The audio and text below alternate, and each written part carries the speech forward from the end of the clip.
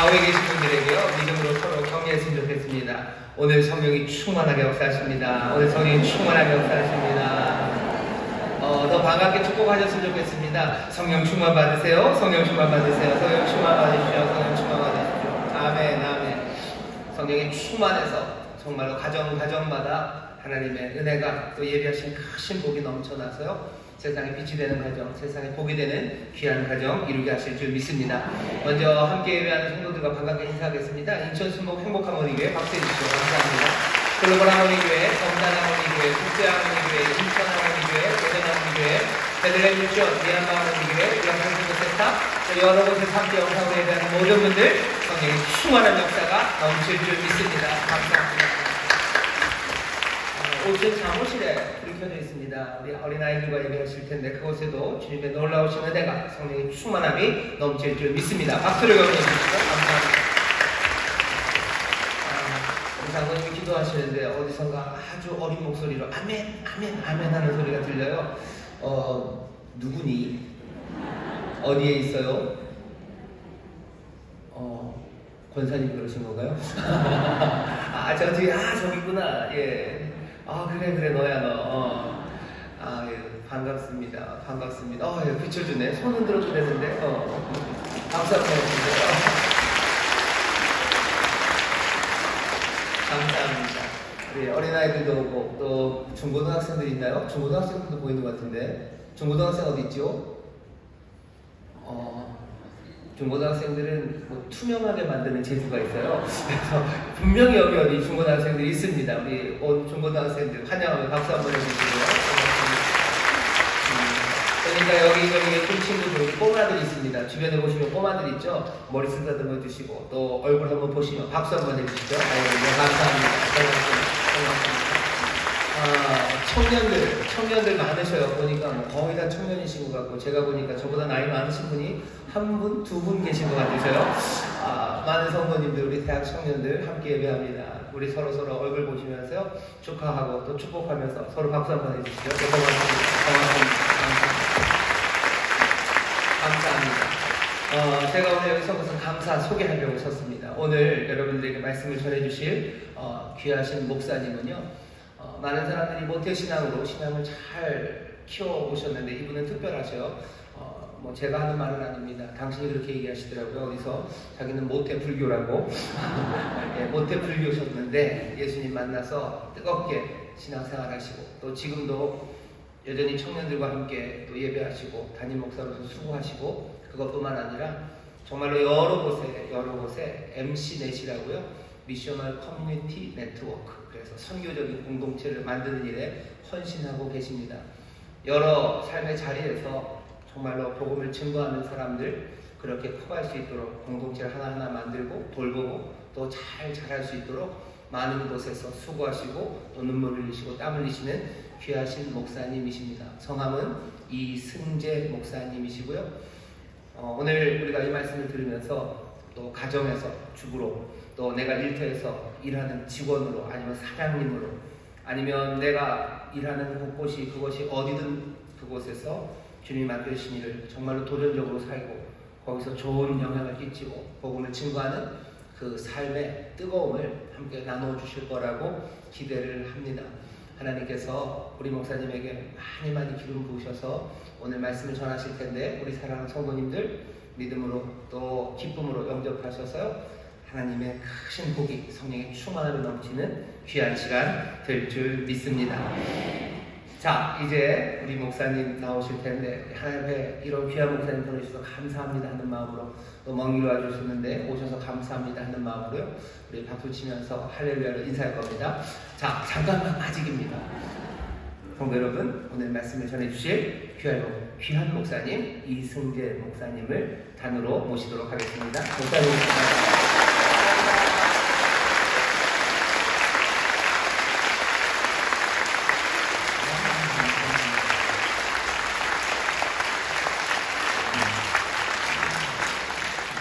다른 데가서는 하지 않는 얘기인데 여기서 제가 꼭 먼저 말씀을 꼭 드릴 이야기가 있습니다. 차 타고 나서 가면서 담임 목사님께 잠깐 얘기 나눴었는데요. 저희 집은 이제 모태불교를 해서 교회를 전혀 다니지 못했죠. 근데 제가 예수님 믿고 나서 제일 먼저 복음 전한 게 저희 어머니셨고 돌아가실 때까지 가만히 있다가 이제 마지막에 좀 마음을 열어주셨는데 저희 누님 한 분 살아계신 누님 계십니다. 근데 복음 전에도 전혀 믿지 않죠. 그러다가 이혼을 하시게 됐습니다. 이혼 위기가 오니까 그때야 마음이 조금 수그러드셨어요. 그래서 결국은 이혼을 하셨는데 그래서 예수 믿으시라고. 근데 이혼했다고 해서 바로 예수 믿는 게 아니에요. 교회를 집 근처 소개드렸는데 다니다 말다 적응 못하시는 거예요. 근데 어느 날 저한테 전화하셨더니 나 방언 받았다고 그러는 거죠. 뭐지? 인천 순복음교회에서 전도를 해서 지금부터 한 20년 전일 겁니다. 여기 다니서 10년 동안 이걸 다니다가 이사를 가셔가지고 교회랑 끊어졌는데 저는 그래서 인천 순복음교회 그런 짐이 있습니다. 부담이 있고 너무 감사한데 이 자리에 오게 돼서 제 누님한테 카톡을 보냈어요. 여기 소식 알고 계시고 그러시더라고요. 제 누님 이름을 밝히지 않겠습니다. 예전에 분명히 아시는 분도 계실 수도 있고 제가 볼 때는 여기 제 누님 또래들이 다 앉아 계신 것 같아요. 너무 감사했습니다. 다른 데서 전혀 하지 않는 여기서만 할 수 있는 얘기 좀 먼저 드렸습니다. 너무 감사합니다. 제가 퀴즈 한번 내겠습니다. 이 퀴즈는요, 제가 선교사로 살고 한국 땅에 들어와서 10여 년 만에 들어왔더니 우리 애들이 이렇게 한국에 적응해야 되잖아요. 저는 이제 연년생 아이 3명 키웠었는데 그 당시에 우리 아이들이 고1, 중3, 중1 됐습니다. 하나님께 좀 늦게 가갖고. 근데 제가 살았던 중국 때는 광동성인 광주라는 데 살았어요. 광주라는 데. 그러니까 북경어라는 보통어를 쓰는 게 아니라 생활할 때는 광동어를 쓰고 그리고 학교에서는 보통어 쓰고 그리고 제 위에 있는 상사는 또 미국 사람이니까 영어를 써야 돼요. 집에서는 한국말 쓰고. 그래서 우리 애들이 영어, 중국어, 광동어, 한국어 4개국 되는 게 하나도 없습니다. 그래서 이제 이게 어느 나라 말도 안 되는 아이들, 그래서 이걸 영계국어 한다 이렇게 얘기합니다. 너무 어렸을 때 떠나서 그렇거든요. 근데 첫째, 둘째는 한국 땅에 들어와서 창피함을 안 당하려고 책도 읽고 텔레비전 봐가면서 한국말을 연습을 해갖고 이제 거의 표시가 안 나요. 근데 이제 집에 보면 막내가 있죠. 제 성격 닮은 애가 말을 막 뒤죽박죽 섞여서 하는 거예요. 그럼 이제 애들이 한국에 있는 애들이 놀리는 걸 개의치 그냥 웃겨가면서 그렇게 살아요. 그러니까 문제는 학교에 가서 40명이 있는데 39등을 합니다. 그래서 저는 격려해줘야지. 야, 너보다 못하는 애가 있으니까 있잖아. 그랬더니 아빠 우리 학교는 학교 규칙상 정신장애인 애를 한 명씩은 꼭 반에 데리고 있다는 거예요. 걔보다 잘하는 거예요. 그러니까 그래서 걔는 중학교 1학년이었는데 중학교 1학년은 재수를 했어요. 여러분 재수 대학교 갈 때 하는 게 아니고 걔는 중학교 때 했는데 2학년의 나이가 중학교 1학년 때는 다시 공부를 했는데 거기서도 39등을 하더라고요. 그러니까 학습 언어가 안 되니까 되게 어려웠습니다. 그래서 이 아이를 어떻게 해서 격려해서 한국말을 좀 배워보게 할까? 책을 읽을 안 읽으니까. 그래서 제가 어떤 꾀를 냈냐면 친구를 사귀어서 욕 같은 거 배우지 말고 퀴즈 같은 걸 물어봐라. 그래서 그 퀴즈를 아빠한테 내서 아빠가 못 맞추면 10,000원씩 주겠다고 했어요. 그 당시 중학교 1학년 애가 10,000원이면 큰 돈이죠. 그래서 매일같이 친구를 사귀어서 퀴즈를 물어갖고 근데 너무 쉬운 것만 갖고 와요. 그래서 교회 돈을 못 받다가 오늘 제가 여러분께 내는 그 퀴즈 이거를 제가 못 맞춰서 10,000원을 뺏겼던 퀴즈입니다. 오늘 제가 그걸 내고 오겠습니다. 이게 이제 참 우리 오늘 말씀과 연결되어 있었는데요. 그 아이가 이렇게 내는 거예요. 중학교 1학년 때 아빠 한국에 왔더니 자살하는 사람이 너무너무 많아. 그래서 오늘은 자살에 관한 퀴즈를 갖고 왔어. 이게 되게 무겁죠. 근데 이게 난센스 퀴즈입니다. 웃긴 겁니다. 한 가족에 5식구가 있었어. 우리 집처럼 아빠, 엄마, 누나, 오빠, 동생 이렇게 다 5식구가 있었는데 아빠는 아빠대로, 엄마는 엄마대로 식구들이 다 힘들어서 야, 우리가 이런 살면 뭐하냐? 그래서 자살하러 30층 아파트 꼭대기에 올라가요. 그래서 야, 우리 하나, 둘, 셋 하면 다 뛰어내려 자살하자. 하나, 둘, 셋 하고 5명이 다 뛰어내렸대. 근데 퀴즈는 뭐냐면 하나도 죽지 않았어요. 왜 안 죽었을까? 이게 퀴즈였어요. 그래서 그물이 있나 이런 것도 아니고요. 다 이유가 있어요. 그래서 힌트를 달라고 했더니 아빠가 죽지 않은 이유는 기러기 아빠였어요. 기러기였어요. 그래서 엄마가 죽지 않은 이유는 새엄마였대요. 오빠가 왜 안 죽었어? 오빠는 비행 청소년. 언니는 왜 안 죽었어? 그랬더니 이름이 날라리. 그래서 퀴즈는 뭐였냐면 막내가 죽지 않은 이유가 뭘까 하는 거였어요. 이거 어려웠어요. 그래서 이게 10,000원을 안 뺏기려고 머리를 팽팽 돌리다가 결국 못 맞췄습니다. 막내는 왜 안 죽었을까요? 기러기 아빠, 새엄마, 날라리, 비행청소년. 날라다니는 거 다 나왔죠. 못 맞히실 것 같아요. 제가 알려드릴게요. 정답은 뭐냐면 덜 떨어져서였습니다. 날라다니는 거랑 전혀 관계가 없었어요. 그래서 제가 10,000원을 주고서 이야, 참 별 문제가 다 있다. 근데 방에 들어갔어요. 이 방에 들어갔는데 굉장히 기분이 안 좋은 거야. 기분이 왜 안 좋지? 기분이 다른 데 10,000원 뺏겼다 기분 안 좋은 아빠가 별로 없죠. 근데 기분이 안 좋은데 보니까 이미 돌아가신 지 몇십 년 된 저희 어머님이 생각이 났어요. 제가 대학교 4학년 때 돌아가셨는데 저희 어머님이 입만 열면 이 덜 떨어진 놈 새끼야. 이 덜 떨어지는 집도석이 맨날 그렇게 얘기하셨던 거예요. 그러니까 까마득 잊어버리고 있다가 퀴즈 정답이 덜 떨어지는 거니까 이게 막 매칭이 돼갖고 기분이 되게 안 좋았던 거예요. 왜 저희 어머님은 저한테 이렇게 덜 떨어진 놈이라고 하셨을까요? 보통 부모님들은 자녀들한테 축복의 말씀 하셔야 되는데 저희 어머님은 이렇게 덜 떨어진 놈, 썩을 놈이 죽어서 막 그런 욕을 많이 하셨어요. 근데 저는 그 어머니가 그게 이해가요. 옛날에 부모님들은 자녀들한테 좋은 말로 해갖고 애가 격려받고 이런 것보다는 세게 나쁜 말을 해서 글로 안 가게 하시려는 거죠. 근데 그게 이제 제 마음속에 많이 박혀있는 거죠. 저희 어머니 심정이 이해가 갑니다. 왜냐면 어머님이 18살에 시집 오셨어요. 옛날 분들 다 일찍 오셨죠. 18살에 저희 아버님이 시골에 있는 저희 어머니 20살에 있는 어머니를 꼬셔서 서울 가면 집이 있다고 꼬셔서 데리고 오셨는데 집이고 아무것도 없는 거죠. 그리고 저희 아버님은 가정을 너무너무 사랑하셔서 가정을 하나 더 갖고 계셨어요. 그러니까 이제 저희 어머니 오셔서 보니까 딴 여자들 살림이 있지, 이건 혼자지. 그리고 저희 어머님이 18살에 시집 오셔서 38살 때까지 20년 동안 아기를 못 낳으시네요. 그러니까 이제 저희 아버님은 4대 독자니까 아들도 필요하시니까 여러 가지 상황이 겹쳤죠. 여러분 지금은 38살에도 시집을 갑니다. 근데 예전에는 38살에도 아기를 못 낳는다고 생각합니다. 그러니까 저희 어머님이 운명이 좀 기구했습니다. 그러니까 아버님한테 소박받으셔. 아버님 또 알코올 중독이시니까 맨날 오셔서 거의 어머니 구타하십니다. 왜 구타하시면 돈 달라고. 근데 저희 아버님은 돈을 제대로 관리가 안 되시니까 그 공장 다니시는 어머니를 때리셔서 돈을 이렇게 뜯어가셔서 며칠 만에 들어오죠. 또 돈 달라고. 그거 술값하고 노름값을 다 어머니 구타하셔서 가셨으니까 저희 어머님이 생각할 때 안성, 제가 안성에 있을 때 안성 이씨만 생각해도 이가 가는 거죠. 그러니까 아들을 하나 잘 키우고 싶어서 그렇게 하셨는데 이게 제가 걸어가는 뒷꼭지까지 아버지랑 닮아듭니다. 그러니까 아버지랑 어머니랑 싸우고 나시면은 그 꼴 보기 싫은 아버지의 모습이 저한테 있으니까 덜 떨어진 놈이 죽고서 썩을 놈이 죽고서 맨날 이렇게 하셨던 거 저희 어머님이 이해합니다. 그리고 한 가지 더는 저희 집에 저보다 나이가 많은 누님이 계셨어요.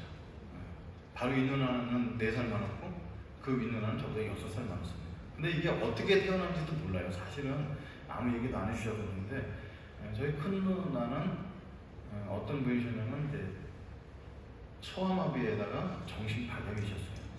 그러니까 제가 그 누나 돌아가실 때까지 옆에 봤는데 이게 걷질 평생 못하시고 팔려다가 이렇게 땅바닥을 기어 다니시고 밥을 다 먹여줘야 되고 늘 흘리시고 소대변을 이렇게 있는 대로 싸니까 집이라고 방 한 칸 있는데 항상 이게 화장실 냄새가 방에서 나니까 친구를 데리고 올 수가 없죠. 그럼 저희 어머님은 공장 하시다가 밤에 오셔서 하루 종일 똥 싸고 앉아있는 그 누나를 바지 벗겨서 씻기고 이런 일들을 하시면서 돈을 모으시는데 그걸 또 아버지가 주먹질해서 갖다 쓰시니까 저희 어머니의 인생은 정말 기구했다고. 그러니까 풀 데가 없으니까 말이라도 알아듣는 저한테 썩을 놈이 집구석이라고 맨날 욕을 하셨던 겁니다. 저한테 큰 상처는 뭐냐면 아버지랑 어머니랑 많이 싸우시고 그랬죠. 저는 저희 교회는 청년들 7, 8명 갖고 시작해서 지금 다 그 청년들이 친구를 전도해 오기도 하고 결혼해서 이렇게 있어요. 근데 개체가 이제 8년밖에 안 되는 조그만 교회입니다. 근데 청년들이 결혼해서 아이들이 이제 짝을 만나서 보통 저희들은 남자 청년들이 시작해서 교회를 시작했는데 자매랑 이렇게 사귀게 되면 남자들 보통 자매 쪽에 끌려가더라고요. 그래서 저는 키워서 자매 있는 교회에 보낼 생각을 했는데 어떻게 저희 교회는 100% 다 자매들 다 데리고 왔어요. 그래서 이제 결혼해서 했는데 이제 지금 신혼 이렇게 청년들 갖고 계기 시작한 지 8년 만에 그 8년 동안 애가 20명이 태어났습니다. 얼마나 많이 태어나죠? 박수 받을 일인지 모르겠습니다만 근데 예배가 안 돼요. 너무 애들 때문에 시끄러워갖고. 그래서 이제 그런 청년들인데, 그러니까 저는 청년들한테 뭘 가르치겠어요. 예전에는 청년들한테 연애하는 얘기, 취업하는 얘기, 직장 가는 얘기, 지금은 애 키우는 얘기를 가장 많아요. 얘들아, 뭐 성경적으로 하나님 말씀으로 아이를 키우고 이런 건 내 아내한테 듣고 나한테 너희들한테 부탁 하나만 할게. 절대로 애들 보는 앞에 소리 지르고 싸우지 마라. 그게 애들 마음속에 영혼에 멍들게 하는 거야. 왜냐면 내가 그렇게 자랐거든. 부모님이 칼 들고 싸우면은 엄마 아빠 칼 들고 싸우는 애가 아니고 입을 뒤집어 쓰고 울면서 부모님이 말릴 수가 없으니까 어렸을 때 내가 이 땅에 태어나서 부모님이 싸우는 거야. 이렇게 아이가 마음속에 영혼에 멍들기 때문에 절대로 그렇게 싸우지 마라. 이 얘기 한마디만 하고 살고 있습니다. 그러니까 이제 저는 그런 환경 속에서 자라면서 친구를 사귈 수가 없대요. 친구가 저희 집 한번 오면 바보 누나 보고 집에서 냄새나는 게 다시는 놀러 오지 않습니다. 그리고 늘 밤마다 어머니 아버지 싸우십니다. 집에 가면 누나 똥을 치워야 됩니다. 공부 같은 건 제대로 해본 적도 크레용이나 이런 학용품을 사고 갈 형편이 안 됩니다. 이렇게 자라는 사람의 특징 중에 하나가 뭐가 있냐면요, 사람들 앞에서 서서 자기 얘기를 한다든지 자신 있게 손들고 뭘 한다든지 이런 걸 한 번 해본 적이 없습니다. 그러니까 이제 그렇게 영혼이 먹는 채로 이렇게 살게 되죠. 근데 이제 어머님이 저를 이제 절에 가서 천일 기도를 통해서 얻었거든요. 그러니까 저희 어머님은 제가 초등학교 갈 때 절에 들어갈 때 300배, 중학교 들어갈 때 1000배, 고등학교 들어갈 때 3000배를 시키십니다. 5살 때부터 천수경을 외워서 지금 제가 목사인데요. 옆으로 국제 넣으면 성경 말씀이 나오고 천수경이 나와요. 그러니까 5살 때부터 외워가고. 근데 지금 제가 목사가 돼서 불경을 외우진 않습니다. 목사가 불경 외우면 불경스럽잖아요. 근데 그렇게 불경 속에 불교 색채가 심하게 들어서 오른쪽 주머니에 항상 영주를 넣고 다니면서 불경을 외웠던 제게 아무도 전도하지 않습니다. 근데 이제 지금 돌아보면 정말 하나님께서 축복을 해주셔서 그 당시는 하나님 전혀 알지 못했지만 지금 돌아볼 때 그때 하나님이 내 삶에 개입해 주셔서 저랑 비슷한 형편의 형님을 만나게 됩니다. 우리 아랫집에 살던 형인데 그 형도 종교는 없죠. 불교죠. 그냥 옛날에 다 불교이랬어요. 그 형이랑 그 산동네에서 마주쳤는데 그 형께서 저를 동생 삼아 주셨습니다. 그 형도 2대 독자, 나 5대 독자. 그 형도 동생이었고 나도 형이 없으니까 동생 삼아 주시겠다고 하면서 아버지한테 배워야 될 거를 그 형이 중학교 때부터 가르쳐 주십니다. 그래서 제가 그 형으로부터 배워서 중학교 3학년 때부터 담배를 하기 시작합니다. 고등학교 때 술하고 이렇게 혼자하고 이렇게 돌아다니고. 그 형이 그래 나쁘서가 아니고 그냥 그 동네 사는 사람들은 다 희망 없이 그렇게 살았던 때문에. 그러니까 대학교 가는 사람 아무도 없었는데 그 형이 고3 되던 그때 맨날 저랑 앉아서 맨날 술이나 마시고 놀던 그 형이 승재야 나 공부하러 갈 거야. 그래서 고3 때 공부한다고 없어지셨어요. 여러분 대학을 고등학교 3학년 때 공부해서 가는 사람은 없죠. 근데 한 14개월 동안 눈앞에 보이지 않고 정말 열심히 공부하셨던 것 같아요. 근데 저희 어머님이 야, 걔 코피 흘리면서 공부한대. 그래서 그 형이랑 공부는 전혀 안 어울리거든요. 근데 코피를 왜 흘렸을까? 뭐 코 좀 파다 흘렸나 이렇게 말했어요. 공부가 전혀 어울리지가 않으니까. 근데 이제 그 당시 연합고사, 학력고사 이랬었는데 학력고사 지금 수능인데 수능을 마치고 대학교 합격자 발표 다 끝난 다음에 저희 집에 놀러 오셨죠. 가방을 들고 책을 들고 책가방 속에 항상 술병이 있었으니까 술 마시러 왔나 보다 했는데 제가 오더니 방에서 책을 꺼내시는 거예요. 책을 꺼내시는 거예요. 전혀 어울리지 않는 행동을 했어요. 그래서 내가 너한테 술, 담배밖에 알려준 게 없는데 너도 공부 좀 했으면 좋겠다. 우리가 우리 아버지처럼 살 수 없지 않냐. 공부해서 대학 가자. 그러면서 이제 종이를 한 장 보여주셨는데 한양대학교 전기공학과를 합격해서 오셨습니다. 그건 제가 볼 땐 불가능한 얘기거든요. 그러니까 수능할 때 옆에 사람 컨닝하지 않고는 그렇게 할 수가 없어요. 그래서 1년 공부해서 대학을 갈 수 없을 텐데 그 형께서 책을 펴서 보여주면서 3월달에 흘린 코피, 피 흘린 자주 있어요. 그건 5월달에 흘린 코피, 그러니까 7월달에 흘린 코피, 영어책에도 10월달에 흘린 코피 이렇게 피를 코에서 날 때마다 일부러 그 책으로 받았더라고요. 그래서 그 피 흘린 책을 저한테 물려주면서 너도 공부해봐라. 너 2년 남았잖아. 그래서 고등학교 1학년 겨울방학 때 그 형이 물려준 책을 받고 그 형이 공부하던 독서실에 찾아가서 그 형이 앉았던 자리에서 공부를 합니다. 왜냐면 저는 풍수지리서를 믿었기 때문에 명당자를 것이다. 그래서 이제 거기 앉아서 그 형이 준 책하고 그 형이 입었던 교련복을 어깨에 걸치고 기운을 받아서 열심히 공부합니다. 그래서 2년 공부해서 이제 깨달은 게 있죠. 그러면 사람의 IQ가 다르구나 이런 걸 깨닫게 됩니다. 2년 공부해서 대학을 갈 수가 없었습니다. 어쨌든 재수까지 해서 한양대 정신공학과는 못 가고요. 명지대 정신공학과를 학교에서 가게 됩니다. 그래서 이제 명지대학교 다 갔죠. 근데 학교를 들어가고 보니까 명지대학교가 예수 믿는 학교였다는 겁니다. 그러니까 뭐 신입생들이 1,700명 모아놓고 총장님이 나와서 인사를 하지 않고 이렇게 목사님이 나와서 인사를 하는 겁니다. 목사님이 이렇게 말씀하셨어요. 할렐루야. 저는 그 목소리 잊을 수가 없어요. 태어나서 목사를 처음 봤는데 목소리가 이렇게 가득 씌워갖고 이 학교 신 여러분 환영합니다. 여기까지 그래도 볼만했는데 우리 학교가 예수 믿는 학교인지 알고 오셨죠? 이렇게 얘기해요. 저는 몰랐습니다. 그래서 막 거기 앉아서 되게 힘들었었는데요. 그분이 뭐라고 하셨냐면 여러분 우리 학교 오신 여러분에게 선물을 준비했습니다. 그래서 저는 이제 명지대학교라고 치킨 볼펜이라도 한 자루 줄 줄 기대했는데 볼펜을 주는 것이 아니고 2시간 반짜리 예수 영화라는 영화를 보여주는 겁니다. 그 추운데. 그래서 2시간 반짜리 예수 영화를 강제로 보고 영화는 되게 재미가 없었습니다. 노란머리 하시는 예수님이 나타나셔서 한국말로 안녕하세요 이렇게 더빙된 영화를 틀어놓는데 너무너무 재미가 없었습니다. 근데 그 2시간 반 동안 강제로 보게 하고 예수 믿을 사람 자리에서 일어나라고 그러고 제가 느꼈던 기독교에 대한 첫 번째 인상은 굉장히 강압적이고 폭력적이었습니다. 자유를 안 주는 거죠. 예수 안 믿는 사람도 앉혀놓고 30분씩 예배들 시키고 2시간 반짜리 예수 영화를 보여주는데 이런 데가 어딨어요. 그리고 이제 학교는 미션스쿨 다니시는 분들은 아시겠지만 일주일에 한 번씩 예배를 어거지로 참석시킵니다.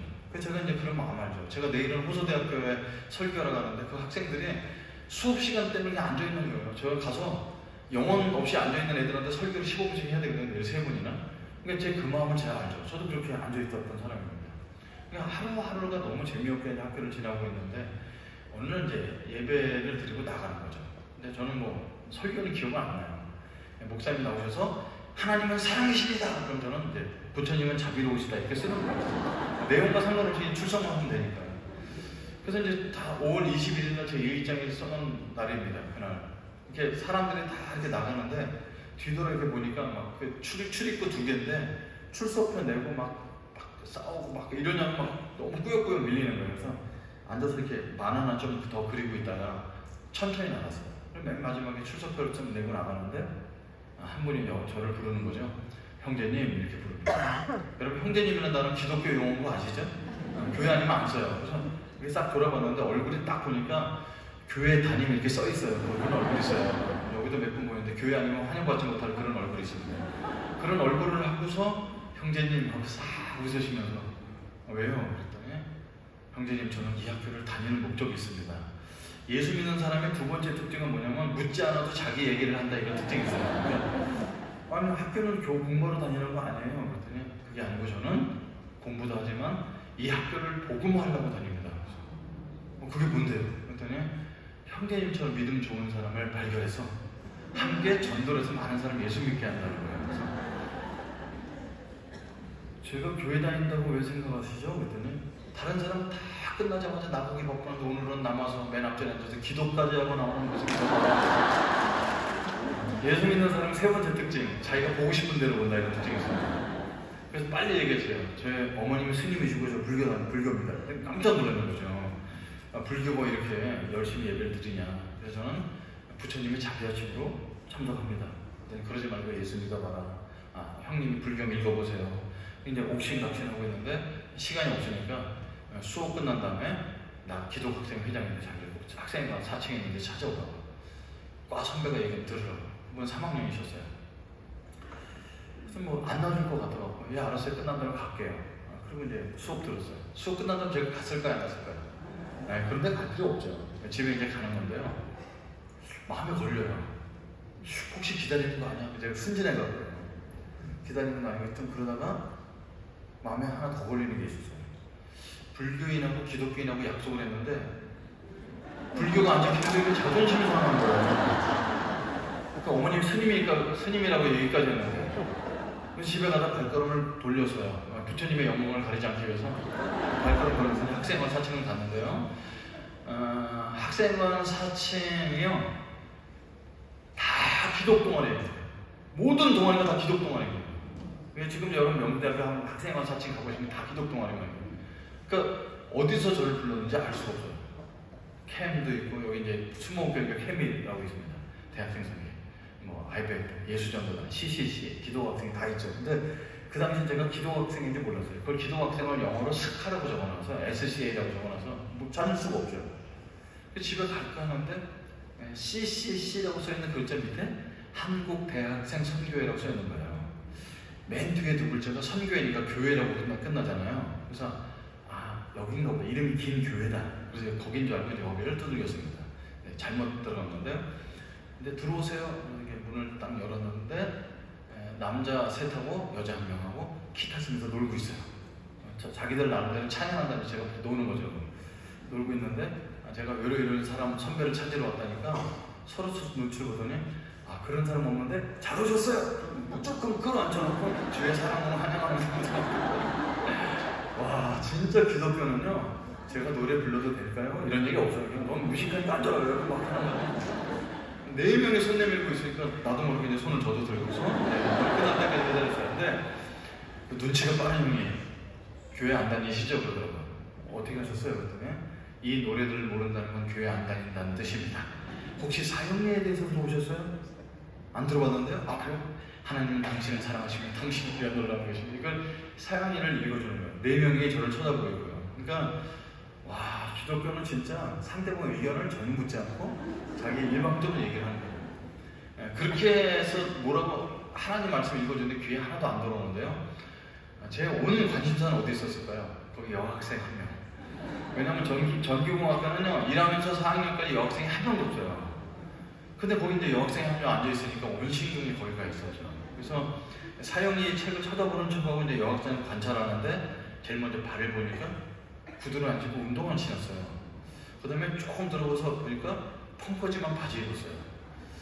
내가 나이트클럽 본 아가씨들은 이 구두를 신고 치마를 입었는데 이렇게 펑퍼짐한 옷을 입었죠. 손이 보이는데 손에 아무것도 안 쥐었어요. 알록달록 튀는 아가씨만 봤다가 야 신기하다. 이러고 이제 신경만 쓰고 있어 얼굴을 감히 못 쳐다보였는데 사형리에 보면 기도문이 나오면서 이 기도문이 당신의 마음에 드십니까? 이렇게 묻는 대목이 있거든요. 저한테 이 기도문이 마음에 드십니까? 묻는데 가만히 있었더니 툭툭 치면서 이 기도문이 마음에 드시냐고 이거 꼭 대답하셔야 돼요. 근데 대답을 못 하겠어요. 거짓말을 하기는 어렵고 뭐 예수라는 귀신을 마음속에 받아들여야 되는데 그걸 쉽게 대답하기 어려워서 쭈뼛쭈뼛거리고 있는데 여학생 목소리가 드는 거예요. 형제님 웬만하면 예수님 믿으세요. 그래서 그 여자 목소리 쳐보니까 용기를 내서 얼굴을 쳐다봤는데요. 와 얘 머리를 지금도 기억해요. 뒤로 쫙 묶어서 참빗으로 빗은 것 같아요. 그냥 쫙 빗으로 묶어갖고 얼굴은 입술 하나 바른 게 없어요. 생얼 그대로 깨끗한 안경 썼는데 딱 보면 알겠어요. 수녀예요. 수녀 같은 분이 딱 앉았었더니 하늘 보시면서 예수님 믿으세요? 그러는데 그 맑고 깨끗한 얼굴에 제가 거절을 못하겠더라고요. 그래서 나도 우리 거짓말로 예 믿겠습니다. 막 손 8개가 날라와서 내 손을 잡고 막 예수님을 영접 당하고 이제 그날 집에 갔습니다. 그래서 이제 아무 관계가 없는 그렇게 해서 예수 믿고 교회 다니면 누군 다 예수 믿게요. 그냥 집에 갔는데 일주일쯤 뒤에 공대 건물이 저한테 전기공학과 공대 건물에는 이렇게 국문학과 학생이 안 다니거든요. 근데 국문과 다니는 3학년 선배님이 저한테 찾아오신 거예요. 그럼 어떻게 오시냐고 했더니 예수님 믿은 지 일주일 됐으니까 성경 공부해야 된다고. 그래서 저를 데려가서 밥 한 끼 사주시고 성경 공부하고 그 다음 주에도 도망가지 못하게 그날 서 있다가 저를 데리고 가서 밥 한 개 사주고 성경 공부하고 이렇게 3주를 하는 겁니다. 저는 그게 참 신기했어요. 보통 공부를 가르쳐주면 공부한 값을 내야 되는데 기독교는 밥을 사주면서 공부를 가르쳐주더라고요. 그래서 이제 국문과 선배님이 박식이 읽고 물어보는데 대답도 해주시고 너무 좋았어요. 근데 1대1 만나는 게 좀 답답한 건 뭐냐면 여학생을 볼 기회가 있다는 거예요. 그래서 형한테 여자친구 하나 소개해달라고 말을 몇 개 나왔는데 제가 감히 말을 못하고 형 1대1로 성경 공부해주는 게 너무 좋은데 저는 이렇게 모임이 있는데 가면 안 되나요? 이렇게 돌려 얘기해서 그 모임을 가야 학생을 볼 거 아니에요. 근데 그 형이 눈이 되게 조그맣거든요. 근데 이렇게 눈이 이렇게 커지시면서 이렇게 믿음이 빨리 자라는 분들이 처음 너무 좋아하시는 거예요. 아, 그렇지 않아도 오늘 모임 같이 가자고 얘기하려고 했는데 먼저 얘기해서 고맙다고 너무 좋아하셔서 저를 그 모임에 데리고 갔습니다. 아, 갔더니 한 14명 정도가 동아리 룸에서 서서 있는데 막 기타 치고 노래하는데 깜짝 놀라는 거는 그냥 노래를 안 하고 남자들도 허리에 손 이렇게 가다가 막 짠 거 이러고 너무 깜짝 놀랐어요. 남자들이 막 이런 거였길래 저 가만히 있었는데 그 처음 동아리 룸에서 봤던 수녀가 생긴 누나가 옆에 오더니 형님 이거 해야지 마음의 문이 열려서 따라해보세요. 따라하세요. 이렇게 와, 나는 저희 어머니 같으면 못 떨어진다 못 가겠던데 거기서 와, 너무 그랬어요. 근데 뭐 이게 기독교의 율동은요, 이게 제가 볼 때는 뭐라고 정의하면 좋냐면 정신병적인 좌우 대칭 운동입니다. 이쪽 한 번 하면 반드시 이쪽 한 번 하고 이쪽 한 번 되면 이쪽 한 번 되면서 한 번의 동작을 보면 다음 동작이 상상이 되는 이런 거죠. 제일 좋은 동작은 뭐냐면 옆에 사람 손 닿는 동작이 있다는 거예요. 그래서 이제 이렇게 하다가 옆에 그 누나가 있어서 손 잠깐 잡아봤는데 와, 교회 다니는 사람이 그 여자분들의 손은 그렇게 부들부들하고 쫄깃쫄깃한 거 있잖아요. 굉장히 기분이 좋았어요. 그래서 그날 모임을 끝나고 여러분 2주 뒤에 하면 우리 방학하는데 방학 때 모아질 거예요. 그러면서 뭘 나눠줬는데 이렇게 지금 리플렛이란 말은 옛날 때 전단지 같은 거 나눠줄게 3번 잡은 거예요. 그러니까 대학생들이 배낭을 메고 쫙 막 잔뜩 있는 건데 이게 뭐 하는 거냐 했더니 CCC에서 하는 여름 수련회인데 전국의 대학생들이 모여서 4박 5일 동안 캠프를 하는 거예요. 그래서 얼마나 모여요? 그랬더니 10,000명이 모인대요. 아, 그럼 5,000명은 최소한 여학생일 거잖아요. 그래서 저 여기 가도 되나 했더니 초청하는 거라고. 12,000원에 4박 5일 동안 먹여주고 재워준대요. 괜찮아요. 그래서 이걸 들고 와서 어머니한테 스님 시주 좀 부탁합니다. 뭔데 여기 가야 되는데 12,000원 좀 달라고 했더니 이 썩을 놈은 12,000원이 어딨어? 우리 어머니 그러시죠. 그래서 사진 보여주면서 여학생 많잖아요. 며느리감 데리고 오겠다 그랬더니 바로 치마를 벗으셔서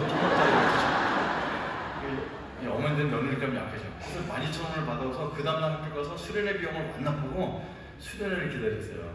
그런데 수련회 기념금 안 되니까 저는 담배 2가기면 충분하지만 손님 접대용으로 내가 더 준비해서 6가구 준비하고 밤에 보면 뻔하죠. 뭐 재학생들 모습 뭐 하겠어요. 저녁 때 한잔할 거 뻔한데 소주를 사서 가면 격 떨어지니까 그 당시 이제 캡틴 큐하고 나폴레옹 그다음 양주가 2병 있어서 2병 사놓고 혹시 이제 분명 노래 시킬 거야. 그래서 노래를 2곡 윤수일의 아파트하고 내게 사랑을 넘어서 이 2곡 이제 준비해갖고 수련회에 갔어요. 그래갖고 이제 가서 여학생은 진짜 많긴 많았어요. 근데 아침에 예배, 점심 때 예배, 저녁 때 예배, 밥 먹을 때 뭐 외워야지 밥을 주고 막 이런 건 태어나서 처음 병을 봤어요. 취침 시간이 11시인데 김중원 목사님이란 분이 설교를 하셨는데 그 할아버지는 설교가 11시 넘어서 끝나요. 입을 열었다면 2시간씩 하는 거예요. 근데 11시 이제 자야 되는데 그 11시 넘어서 숙소에 들어가면은 그날 받은 은혜 나눈다고 돌아가면서 은혜 나눠요. 12시 넘어서 그 순별 기도회라는 은혜 나누는 시간이 끝나서 화장실 들어가서 씻으려면 10,000명이 줄 서 있어요. 그러니까 이게 막 줄 서 있다 씻고 이제 숙소에 이제 누우면 새벽 1시거든요. 이제 6시에는 반드시 깨고 큐티 한다고. 근데 사람이 몽롱한 채로 하루 이틀 보내는데 처음에는 그 여학생 좋아서 다녔죠. 보면 여기 이화에 대해서 그 옆에 가서 일동하다 손도 잡아보고 어디 사세요? 면목동 사? 전 신당동 사는데 집 전화번호는 뭐예요? 그럼 그런 거 묻는 거 아니에요? 이렇게 많이 쫓아다 다니면서 설교 말씀을 하나도 안 들었지만 그 여학생들 좋아서 이제 하나 불리니까 쫓아다녔는데요. 그 CCC 여름 수련원 여학생들은 평상시에 되게 괜찮아요. 어디 뭐 사세요? 다 얘기하고 밥 맛있게 먹었어요. 정상인데 기도 시간이 되면 주여! 얘는 아니구나. 그래서 이제 딴 여자 찾았는데 근데 거기 온 여학생들은 다 그렇게 정상이었다가 갑자기 그래 많이 드셨어요? 제가 볼 땐 정상이 하나도 없었어요. 그래서 이제 3일 정도 됐는데 이제 더 이상 있을 이유가 없는 거예요. 이게 견딜 수가 없어요. 이게 캠프파이어도 없고 이렇게 화장실에 담배 피우면 다들 와서 담배 못 피게 하고 그래서 이제 마지막 날 하루 더 남았는데 셋째 날 저녁 때 전 집에 가기로 결심합니다. 아침에 일어나서 가방을 다 싸는데 저를 인도했던 순장님이 뭐 하는 거예요? 집에 가려고요. 집은 내일 간다고. 전 안 맞아요. 저 집에 갈래요. 오늘 하나만 더 있어봐. 그래서 이제 가방을 열어서 술병하고 담배 6개 보여줬어요. 이걸 왜 갖고 왔냐? 한잔 할 줄 알았다. 그렇게 힘들었으면 가라고. 잡아줄 줄 알았더니 가라고 허락해주는 거예요. 좀 서운했지만 가방을 다 쌌어요. 근데 그 형이 가방 쌌는데 이렇게 팔짱 끼고 보고 있어요. 그래서 좀 부담스러웠는데 쭉 보고 있다가 이제 가방 싸고 나가는 저를 붙잡더니 형제 가긴 가는데 부탁이 있어요. 그래서 무슨 심각한 부탁을 뭐 이렇게 돈 달라고 그럴까 걱정했는데 무슨 부탁을 하신지 아세요? 가긴 가는데 가기 전에 제가 기도해드려도 될까요? 하세요. 그걸 그렇게 심각하게 부탁해요. 그래서 근데 이제 저를 딱 잡고 기도해준다고 해서 그 형 기도해줄 줄 알았어요. 근데 기도를 혼자 하지 않고 방에다 광고를 하는 거예요. 여러분, 승재 형제가 오늘 마지막 날인데 오늘 힘들다고 집에 간다고 합니다. 승재 형제를 위해서 기도해주고 싶은 분은 앞으로 나오세요. 그랬더니 20명이 나왔어요. 여러분, 그 당시에 할렐루야 기도원에서 이렇게 사람 기도해서 때려 죽이고 이랬대요. 그러니까 살짝 겁이 나고 있었는데 때리진 않고 손잡고 기도를 해주는데 얼마나 소리 지르면서 기도하는데 막 여러분, 이게 부처님은 귀가 크세요. 속으로 해도 다 들으시는데 하나님은 어떤 귀가 필요한지 얼마나 소리 지르는지 모르겠어요. 그래서 뭐 기독교를 3일이나 먹었으니까 뭐 소리를 지르더라. 그럼 전 눈 뜨고 있는 거죠. 근데 이제 한 사람 기도 마무리하고 가면 되는데 이 형이 뭐라고 그랬냐면 승재 형제 오른쪽에서부터 돌아가면서 기도하겠다는 거예요. 이 기도지게 생긴 거예요. 하나님께 기도하는데 여러분, 기독교가 얼마나 몰상식한 줄 아세요? 안 믿는 사람을 볼 때는 되게 몰상식해요. 여러분, 제가 집에 간다고 하는 거 허락해줬죠? 허락받았어요. 저를 위해서 기도해줘요. 그럼 어떻게 기도해야 돼요? 집에 잘 가도록 버스도 안전하게 갈 수 있게 기도해줘요. 근데 이 사람 뭐라고 기도하냐면 지금이라도 마음 고쳐먹고 남게 해달라고 기도하는 거예요. 그러니까 이게 안 맞는 거예요. 그걸 왜 나한테 얘기하지? 거기다 대고 얘기하는 거예요? 안 맞는 거지. 그래서 야, 기독교 한심하다. 저는 그냥 눈 뜨고 있었는데 제 왼쪽에 손잡고 있는 순서가 돼서 기도하고 있는데 기도를 안 해요. 그래서 왜 안 하는지 봤더니 울어요. 남 눈이 뚝뚝뚝뚝 떨어지는. 아니, 사람 울 수도 있지. 부모님이 돌아가시거나 실현 당했으면 울 수 있지. 내가 집에 갔는데 울건 아니야. 그냥 막 여러분, 예수 믿는 사람들도 울면서 할 말 다 해요. 하나님 아버지, 이 형제가 오늘 마지막 날인데 막 제가 20살 때 이런 거잖아요. 20살 때 얼마나 어렵게 했으니까 나를 이렇게 감동이야 이런 게 아니고 이 병신 왜 그러 막 저는 그랬어요. 근데 이게 한번 왜 안 했는지 모르겠습니다. 근데 이제 어머님이 저한테 평상시에 늘 하셨던 말씀이죠. 승재야, 우리가 돈도 없고 집안에 아버지가 술주병들이고 그렇다 할지라도 사회에서 생활을 할 때 최소한 남의 눈에 눈물 나게 하면 안 된다. 이런 얘기를 맨날 하셨어요. 남의 눈에 눈물 나게 하면은 네 눈에 피눈물이 나는 거야. 이게 갑자기 그 어머니가 떠올라서 막 울고 있는 형을 그냥 볼 수가 없어서 형 울지 마요. 이게 남으면 될 거 아니에요. 그랬더니 20명이 다 주님께 영광의 박수를. 그러더니 뭐라 하더라고요? 주님께서 기도 응답을 해줘요. 응답은 내가 해줬는데 주님께서 응답하셨다는 거예요. 기독교는 여기까지 제가 믿을 수가 있는 종교가 아니구나. 그래서 저 남기로 해서 대신에 내일 갑니다. 근데 저는 오늘 집회를 가든지 내가 술, 담배를 먹든지 그냥 제발 놔두고 밥 먹을 때도 요절인가 그거 아니어서 먹게 해주시고 내 맘대로 해달라고. 다 허락해줬어요. 그래서 저는 이제 딴 사람 줄 서서 요절일 때 먼저 퍼먹는 거죠. 딸깍딸깍 이 소리에서 밥 먹고 이제 19년째 불로장생이란 말 혹시 아시죠? 밥 먹고 나서 담배를 피워 장수한다 이런 뜻입니다. 그래서 바로 이제 화장실 가서 이제 담배 피워 보너스 만들고 막 블레방 하고 막 내는 게 이제 있는 거였지. 그 일부러 사람들 앞에서. 그러니까 사람들 내놓은 자식이니까 놔두고 그랬죠. 그래서 이제 하루 지나고 이제 아침 지나고 점심 지나고 이제 저는 혼자 산에 올라가고 시냇물에 물이나 담그고 송사리나 발로 차고 와서 밥 먹고 또 산에 올라가서 시원한 그늘에 앉아있거든요. 집회 같은 거 안 가고. 근데 저녁 먹고서 이제 사람들이 집회 안 가요? 안 간다고. 가봤자 뭐 모르는 노래 하지. 설교 1시간 마치 2시간씩 할 건데 안 간다고 했는데 그분들이 그럼 여기 잘 계세요? 그리고 갔죠. 근데 저기서 찬양하는 소리가 들려요. 찬양은 제가 무슨 노래인지 모르니까 안 가도 돼요. 근데 이 방에 깜깜해졌는데 방에 이제 그 학교에서 전주대학교에서 수련을 가졌는데 강의실 안에서 땅바닥까지 깔고 자는 거였는데 좀 깜깜해지니까 좀 혼자 있기 그렇더라고요. 8시가 넘어가니까. 그래서 혼자 있기 그래서 불을 켜는데 불도 안 나네. 전기를 다 내려놓고 가고. 그래서 이제 이따가 여기를 가볼까? 이런 생각이 드는 거죠. 그래서 그냥 그 할아버지 설교하는데 뒤에 앉아있다가 끝나면 오면 되니까 혼자 기어가니까 이제 뒤에 가서 앉는 거예요. 깜깜해요. 여러분 지금처럼 조명이 있는 시대가 아니고 김중관 목사님 거기 설교하신 여기만 전등 하나 있고 뒤가 깜깜해요. 그러니까 서로 얼굴이 안 보일 정도로 깜깜해요. 그 깜깜하다 이렇게 만명의 아스팔트에 쫙 앉아있는 거예요. 뒤에 가서 살짝 앉아있는 거예요. 자, 김중관 목사님 올라오셔서 설교하시겠습니다. 그분이 올라오셨어요. 맨날 올라오셔서 여러분 좋은 밤입니다. 맨날 이런 얘기 하셨는데 그러는 분위기가 달랐어요. 올라오시자마자 모든 사람은 죄인입니다. 이렇게 소리 주셨어요. 모든 사람은 죄인입니다. 죄의 값은 사망입니다. 모든 사람은 죄인입니다. 아무리 예쁜 미스 코리아라 할지라도 예쁜 죄인일 뿐입니다. 아무리 똑똑한 박사를 할지라도 똑똑한 죄인일 뿐입니다. 우리 양심에 우리가 죄인인 걸 얘기해 줍니다. 성장할수록 자매로 굵습니다. 그러면서 쭉 설교를 하시는데 지금도 제가 38년 전 설교인데 귀에 박는 거죠. 여러분 21세기에 천국과 지옥은 없다고요? 천국과 지옥은 분명히 있습니다. 과학자들이 하나님께 돌아오고 있습니다. 생물학자들이 하나님께 돌아오고 있습니다. 그들이 인간을 연구할수록 별을 연구할수록 과학이 연구될수록 우연히 이 세상에 있을 수 없다는 걸 깨닫고 하나님께 돌아오고 있습니다. 하나님은 분명히 계십니다. 네, 죄의 값은 사망입니다. 천국과 지옥은 분명히 있습니다. 이렇게 이제 설교를 하시는 거예요. 저는 기억이 안 나요. 이 부분이 너무 강렬해서 저한테. 저는 불교인으로서 죄책감이 있었어요. 왜? 소고기, 돼지고기 먹고 그러면 안 되잖아요. 왜냐면 윤회설이기 때문에 우리 할아버지가 돌아가서 서로 될 수 있고 그러니까 서로 죽이면 안 되는데 그거 어떻게 안 먹어요? 소고기, 돼지고기 먹고 있다가 석가탄신일에 좀 있으면 석가탄신일에서 다음 주에 석가탄신일에 미꾸라지 10마리 사다가 사람을 믿고 방생해주고 나 살생한 거 살려줬다 이렇게 씻는 거죠. 근데 알죠? 내가 소 잡아먹고 미꾸라지 몇 가지 사준 거 눈 가리고 아무 일이라는 거예요. 죄는 이렇게 씻을 수 없다는 걸 불교인으로서 알고 있었어요.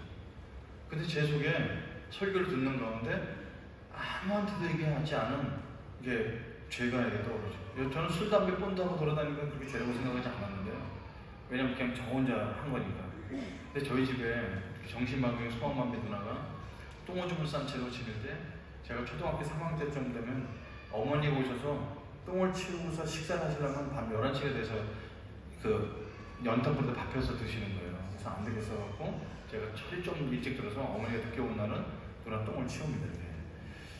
그러니까 이제 그게 손톱 밑에 들어가죠. 아무리 조심해도 이게 다리가 이렇게 꺾어져 있고 이렇게 벗기가 되게 어렵거든요. 그래서 그거를 치우고 나서 다 이제 바지 입혀놓고 제 손을 닦는 게 어려워요. 그래서 흙에다 손 넣고 막 빨래비로 손 닦고 냄새 맡게 되잖아요. 이게 3일 가요. 근데 3일 뒤에 똥을 또 치워야 되는 거예요. 그러니까 어느 날부터 제 친구들이 저는 짜가를 하지 않는다고 그러고 제 몸에서 냄새가 나는데 저는 냄새가 나는지 모르고 이렇게 사는 거죠. 저는 나름대로 착한 아들이라고 살았었는데 저한테는 진짜 씻지 못할 것은 뭐냐면 아버지를 아버지라고 부르지 않는다는 사실이었어요. 강대상에서 이런 표현을 쓰면 안 되겠지만 저는 아버지를 그 새끼라고 불렀어요. 그 새끼. 그 새끼는 언젠가 내 손에 죽는 거예요. 그 새끼. 근데 말은 이렇게 해놓고 아버지 오면 눈도 못 맞추시는 거죠. 그러니까 그렇게 지냈어요. 아버지가 오셔서 어머니를 때려서 돈을 가져가시는 그날 밤이면 막 연필을 꺾어가면서 막 죽이는 상상을 많이 했는데 단 행동을 못 움직이죠. 제가 고등학교 1학년쯤 됐는데 아버지도 오셔서 어머니를 이제 때리시는데 여러분 알코올 중독이신 분은 점점 말라가요. 근데 어머니는 점점 세지시죠. 그러니까 어머니는 못 때리시죠. 그러니까 힘이 딸리시니까 화장실 옆에 서 있는 부삽을 들고 와서 부삽으로 어머니 막 찍어대시고 제가 이제 부엌에 앉아서 숙제하고 있다가 피가 거꾸로 돌면서 오늘 그날이다. 그래서 우리 집에 그 수박자라는 식칼을 들고 방에 들어가요. 지금 제가 이렇게 부드럽게 얘기하지만 사실은 그날은 인생 끝내로 들어간 겁니다. 여기 청소년 혹시 앉아 계시다면 제가 부탁 말씀드릴게요. 여러분 인생은 한 방이에요. 한 방. 로또 당첨이 돼서 한 방일 수 있어요. 근데 청소년 시절에 묵가는 거 못 참면서 한 번 휘둘르면 인생이 완전 다른 길로 갑니다. 그러나 저는 인생 끝내로 들어갔어요. 그러니까 술 취한 아버지 부삽 들었거나 말았거나 해치우는 건 일도 아닌데 어머님이 피 흘리는 얼굴로 너한테 달려들어서 승재야, 너가 오늘 사고 치면 되겠냐? 내가 술 주정뱅이 남편 보고 살겠냐? 저 바보 누나 보고 살겠냐? 너라도 정상적인 사람 되라고 이렇게 참고 사는데 네가 사고 치면 되겠냐고 울면서 말려주셨어요. 저희 위에 누나는 가출한 상태에서 집이 없었고, 그러니까 집이 얼마나 풍지박산 같은 집이겠어요. 그래서 그 칼을 장롱에다 꽂아놓고 나갑니다. 그리고 밤새도록 바깥에 있다가 아침에 이제 들어가서 엄마 아빠 안 계시니까 학교 갈 준비하냐고 가방 싸고 이제 도시락 싸고 마당에, 옛날 때 수도꼭지라고 마당에 하나 있었잖아요. 거기서 이제 씻고서 방에 들어갔는데 저희 바보 누나가 장난감이 없어요. 근데 내 가방을 어떻게 열었는지 어제 그나마 숙제 다 하지도 못한 노트를 꺼내서 그걸 다 찢어서 먹고 있는 겁니다. 그 누나는 그 장난감이 그것밖에, 제 책 찢어먹는 것밖에 없어요. 예전에도 그런 일이 있었는데 그날은 피가 확 거꾸로 돌면서 바보 누나를 아버지처럼 생각해서 이 병신이 우리 집에 와갖고 나는 친구 하나 데려볼 수 없고 나는 네 똥이나 치워주러 태어났냐, 우리 바보 누나를 너무나 무차별하게 누나를 때리게 됩니다. 바보 누나는 말을 못하기 때문에 제가 때리니까 깜짝 놀라서 입술이 벌어져 불불 떨면서 입술 이렇게 비틀어가면서 아파하는데 그 바보 누나를 너무 많이 때립니다. 막 꼬집고 등어리로 찝고 이 병신이 우리 집에 와갖고 난 친구 하나 데려볼 수 없다고 막 화를 거기다 다 쏟아놓고 그리고 학교 갔다가 집에 와서 금요일날 정도 되면 나는 누나 목욕을 시킨다네요. 늘 침을 흘려서 냄새가 나기 때문에. 그래서 그날 옷을 다 벗겨서 이제 목욕을 준비하고 옷을 벗겨갖고 이제 뜨거운 물 갖고 들어갔는데 어머니는 아직 오시지 않고, 그러니까 가슴과 뒤에 팔뒤꿈치가 새카만 게 많은 거예요. 저희 누나는 평생 햇볕을 본 적이 없기 때문에 이렇게 피부가 하얗니다. 그러니까 저한테 맞은 자리가 시커멓게 묻는 거죠. 그러니까 나도 모르게 이거 어머니한테 보이면 안 되겠다 싶어서 대충 물러 닦아놓고 엄마 오시기 전에 옷을 입혀놓습니다. 그리고 목욕물 바깥에 놔두니까 엄마가 누나 목욕시켜놓으면 그랬다고. 그래서 이제 목욕까지 시키냐, 어머니 식사하시라고 해서 목욕물 버리고 다음 주도 제가 목욕하고 목욕해서 한 6번 정도 하니까 멍든 자죽이 다 없어졌어요. 그게 아무도 모릅니다. 제가 장애인 누나를 때릴 정도 잔인한 인간이라는 건 아무도 몰라요. 완전 문제예요. 그리고 3년 뒤에 제가 재수할 때 독서실에 있던 집에 가보니까 저희 누나가 경기를 하다가 돌아가셨어요. 26살 나이에. 옛날 때 그런 사람들 오래 못 살았어서. 그 26살에 산에 올라가 이제 화장터에서 화장하고 뼈를 산에다 다 뿌리고 집에 와서 누나가 입던 그 누더기 같은 옷 같은 거 다 공에 뗐어요. 그 누나에 대한 모습은 남아있는 건 사진 몇 장밖에 없고 아무것도 없습니다. 완전 범죄입니다. 아무도 제가 장애인을 때렸다는 거 알지 못하고 누나가 살아있다 할지라도 누나는 누구에게 동생이 나를 때렸다고 말을 못하는 장애인입니다. 정신 박약해요. 농합니다. 아무것도 못하는구만. 이제는 안전범죄로 다 끝난 거예요. 내 수련의 마지막 날 모든 사람은 죄인입니다. 죄의 값은 사망합니다. 이렇게 얘기하는데 그 말씀이 막 비수처럼 꽂혀와갖고 그 자리에서 앉아있을 수가 없었습니다. 양심이 갇히게 되니까 여기서 막 올라오는데 심장이 빨라지면서 너무 힘들었습니다. 저는 저를 3000배를 해봤습니다. 새벽 3시에 일어나서 앉아있다가 새벽 4시에 목욕을 냉소 재개하고 5시부터 절하기 시작하면 밤 9시 반 돼야 끝납니다. 그게 그렇게 해서 기도를 하는 거예요. 3000배를 10번 정도 30,000배를 해서 죄를 씻은다면 할 것 같아요. 근데 저는 압니다. 내가 절을 하는 동안 내가 절을 하는지 땅에 올라오는지 몰라요. 그게 습관적으로 행동하기 때문에 그렇게 해서 죄를 씻을 수 없다는 거 압니다. 그래서 여기서 양심의 가책 때문에 혼자 막 끙끙거리고 있었는데 설교가 뒤에 설교가 들렸습니다. 여러분, 인간은 스스로 죄를 해결할 수가 없습니다. 우리 인간이 스스로 죄를 해결할 수 있다면 죄를 짓지도 않았겠죠. 근데 우리 인간은 스스로 죄를 해결할 수가 없습니다. 우리는 다 사망받고 다 모든 사람이 지옥에 가야 되지만 하나님께서 죄를 해결해 주시는 길을 열어주셨습니다. 그것은 하나님의 아들 예수 그리스도, 그분은 죄를 알지도 못하시고 죄를 짓지도 않으신 분이십니다. 근데 그분이 이 땅에 오셔서 우리의 죄를 다 대신 전가받으셔서 십자가의 전도로 돌아가셨습니다. 이것이 하나님이 우리를 위해서 해결해 주신 죄를 해결해 줄 수 있는 유일한 길입니다. 이 시간에 예수님을 주인으로 받아들여서 죄의 용서의 자리로 나오시기 바랍니다. 이렇게 설교를 하시고 있었습니다. 여러분, 제 눈에서는 이미 눈물이 흐르기 시작했습니다. 여러분, 단순히 누나를 때린 사건 그것보다도 그것과 함께 20년 동안 수없이 아버지를 칼로 죽이는 상상 수없이 했던 것, 친구들한테 놀림받았던 생활과 찢어지게 가난한 생활들이 막 몰려오면서 20살에 인생을 다 산 것처럼 살았던 아무 희망도 없던 제가 그날 완전히 바닥을 치면서 울고 있는 제 자신을 발견하게 됩니다. 그때 소리가 더 들렸습니다. 여러분, 이 시간에 예수님을 나의 주인으로 받아들여서 하나님의 자녀가 되는 그 자리로 나오시는 분이 있다면, 원하시는 분이 있다면 이 시간에 자리에서 일어나시기 바랍니다. 그런데 저는 양심상 일어날 수가 없었어요. 눈물이 쏟아지고 있는데 손을 모아 기도를 했습니다. 부처한테는 얘기를 할 수가 없었어요. 왜냐하면 그렇게 해서 죄를 못 씻는다는 거 알기 때문에. 그렇지만 제가 교회도 한 번 안 다닌 내가 그냥 거저 용서를 받을 수가 없었어요. 그래서 거기서 가만히 뭘 하다가 손을 모아서 이마를 10번을 찍습니다. 그럴 필요도 없었지만 이마를 10번 찍고 처음으로 예수님께 기도했습니다. 예수님, 저 교회 안 다닙니다. 헌금해 본 적도 없고 교회 다니는 사람들 짝꿍이 식사기도 한다고 기도할 때 도시락도 훔쳐먹은 것밖에 없습니다. 근데 나 같은 거 지금이라도 내가 남은 나 같은 거 받아주시겠습니까? 하는 기도를 하게 됩니다. 그리고 혹시 우리 누나, 먼저 죽은 누나 지옥에 있다면 내가 대신 지옥에 갈 테니까 우리 바보 누나 천국으로 보내주세요. 이런 기도를, 말도 안 되는 기도를 하면서 울기 시작합니다. 예수님을 나의 주인으로 받아들이고 싶은 분은 이 자리에서 일어나시기 바랍니다. 모든 사람은 주인입니다. 그렇기 때문에 우리에게 다 길이 열려 있습니다. 일어날 수가 없었죠.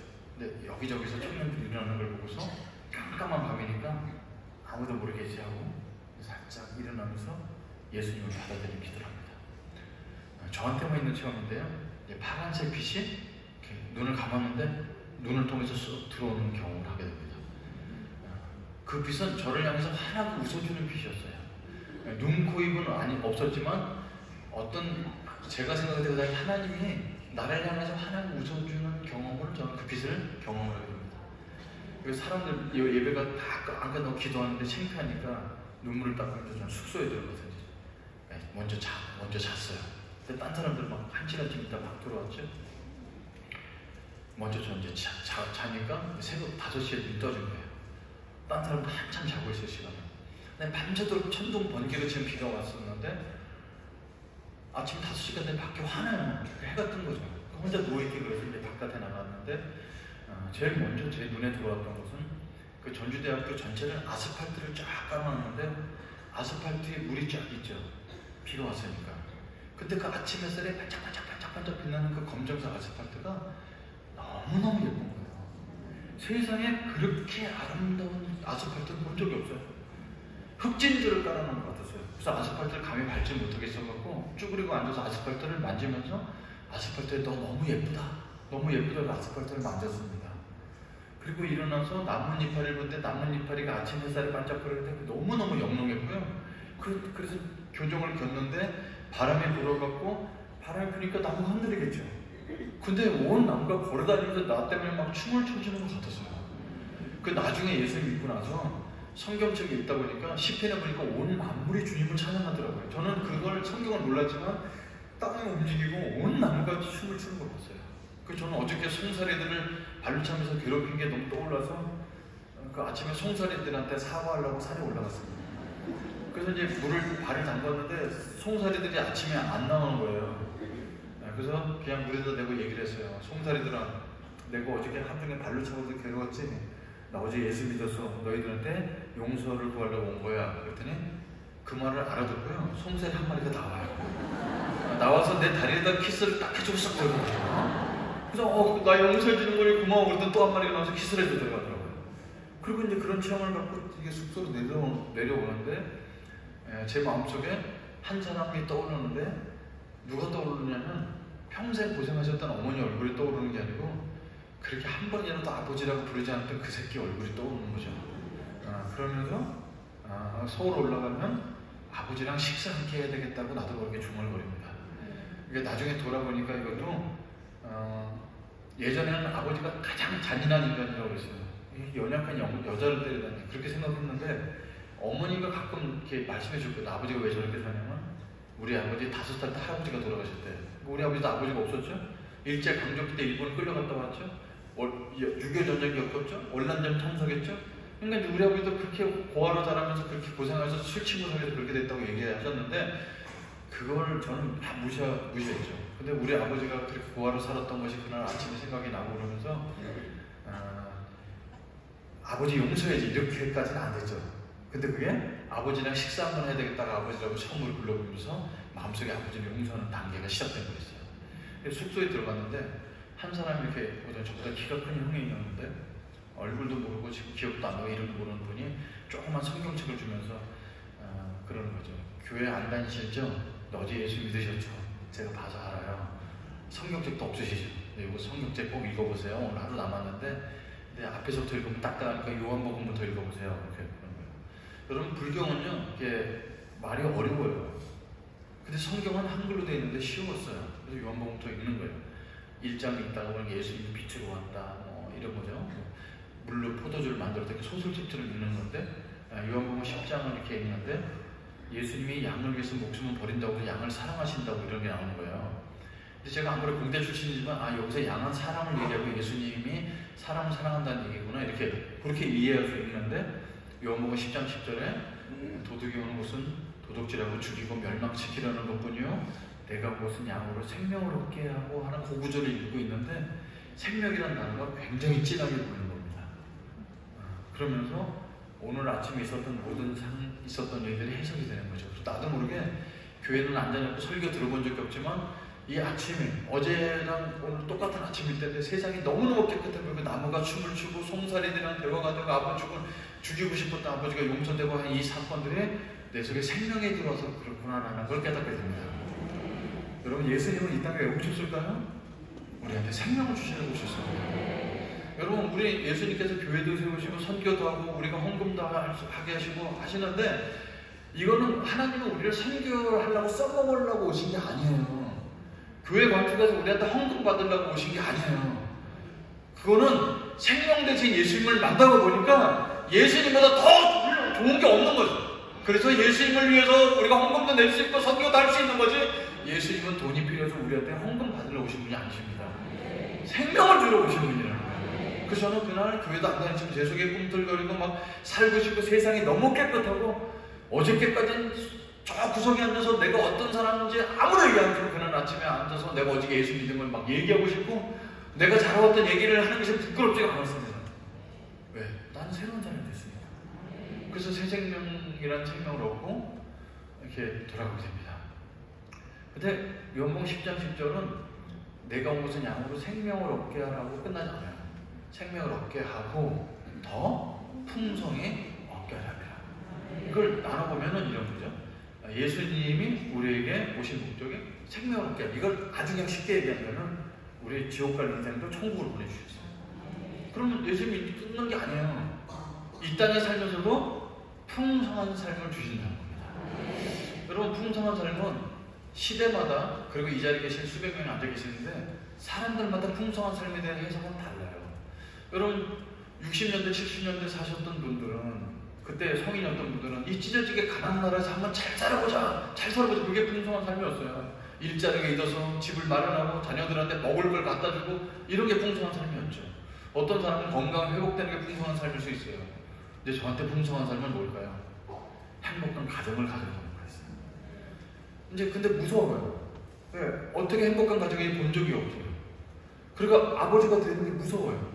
그리고 제가 이제 교양 과목이라는 책을 가정에 대한 책을 읽는데 아버지가 어머니를 때리는 걸 보고 자란 사람은 결혼해서 반드시 아내를 때린다는 거예요. 물론 무서워요.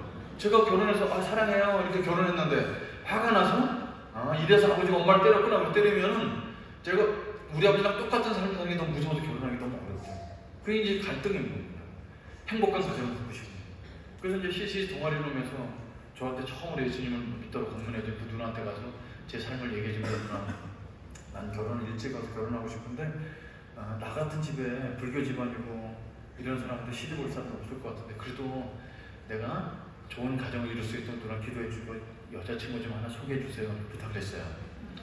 그래서 누나가 뭐라냐면 기도해볼게 그랬어요. 그래서 기다렸는데 소개를 안 해줘요. 그래서 알고 봤더니 기독교인이 기도해볼게는 안 된다는 뜻이었어요. 근데 뭘 모르고 이제 계속 기다렸는데 졸르고 졸랐더니 이제 한 자매를 소개해줬어요. 근데 그 자매가 왜 저한테 데이트하려고 나왔냐면 그 어머니가 전도사님이세요.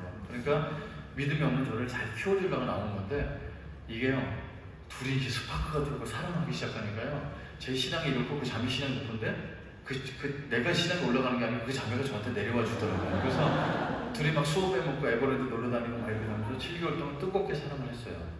근데 그 자매는 공부를 너무너무 잘해서 미국으로 유학을 떠나버립니다. 나한테 7년이나 10년 기다려달라는데 기다릴 수가 없었죠. 그래서 자매 헤어지게 돼서 내가 시리에 빠져있는데 그 누나가 오셔서 왜 여자친구 하나 없다고 그렇게 남자가 기운이 없냐. 그래서 또 한 명 준비했어. 그래서 한 명 더 소개해줬는데 그 자매는 3개월 사이에 헤어지게 됩니다. 그 자매가 저를 볼 때는 꿈도 없고 아무것도 없고 그 부자 자매가 볼 때는 가난한 제가 싫었던 모양이에요. 그럼 헤어지게 됩니다. 제가 대학교 졸업했어요. 그래서 CCG 간사가 돼서 전도 열심히 하고 있는데 그는 한 명 더 소개해준 사람, 신학교 다니는 자매를 소개해줬어요. 이제 저는 선교사 될 거라서 그 자매한테 자매님, 저는 꿈이 중국 선교사예요. 그랬더니 되게 힘들어하는 거예요. 왜요? 그랬더니 저는 다른 나라 가서 음식을 못 먹는다는 거예요. 냄새가 나서 못 먹는데요. 그래서 차라리 개척교회만 할 수 있지만 선교사는 못 되겠다고. 그래서 자매가 하나님께 나를 자기 배우자로 주셨는지 안 줬는지 물어보려고 금식 기도원을 들어가서 5일 동안 물만 마시고 금식하고 나오셨어요. 그래서 제가 기도원 앞에서 분명히 주님께서 응답하셔서 그걸 뻔하니까 꽃을 들고 서 있었는데 그 자매가 너무너무 환한 얼굴로 나와서 응답을 하나님 해주셨다고 그러면서 하나님께서 형제는 아니라고 말씀하셨어요. 그래서 깨지게 됩니다. 저는 연애를 3번 했지만 한 번도 제가 참은 적이 없습니다. 그래서 이제 그 누나가 저한테 편지를 쓴 거죠. 사역자가 잘못해서 망하는 길이 3가지가 있다. 돈을 사랑해서 망하거나 권력을 사랑해서 망하는 것 같은데, 3번째는 여자 문제인데, 형제는 돈이나 권력을 사랑하지 않는 것 같은데 여자를 너무 밝힌다. 그래서 그게 걱정이 된다. 근데 더 이상 소개해줄 사람 없는데 나는 어떠냐? 이렇게 그래서 지금 그 누나랑 결혼해서 31년째 살고 있습니다.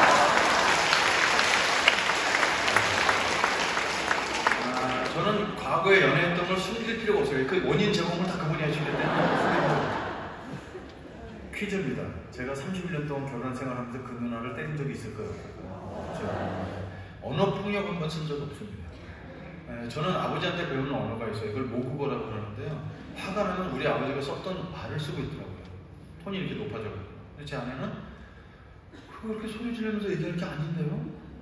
다시 한 번 말씀해보세요. 그럼 이제 그 누나가 가르쳐준 언어대로 천천히 얘기하고.